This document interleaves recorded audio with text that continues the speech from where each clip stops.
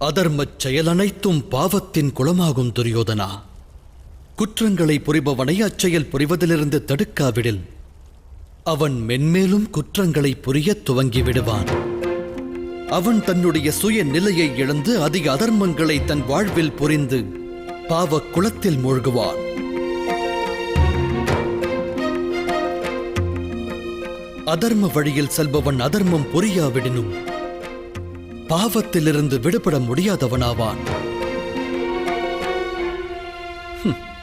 எவ்விதத்தில் மண்ணை உண்ணும் பாலகனை வலுக்கட்டாயமாக மண்ணை உண்பதிலிருந்து தடுக்க வேண்டுமோ அவ்வாறே அதர்ம வழியில் செல்பவனையும் அந்த வழியிலிருந்து விடுபட வைப்பது அவசியமாகிறது.